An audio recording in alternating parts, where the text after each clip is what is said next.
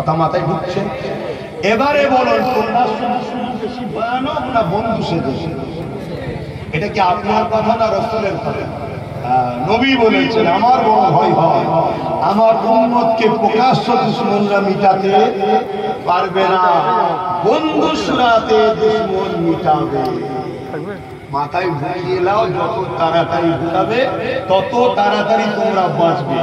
এরপরও যদি না ঢুকে বাচ্চাগুলোর জন্য কাফন কিনে রেখে দিও। টার্গেট কিন্তু বাচ্চাদের জন্য, নতুন প্রজন্ম রাখবে না। আসেন আমরা কারবালার দিকে যাই। ইমামে হুসাইন এদিকে যখন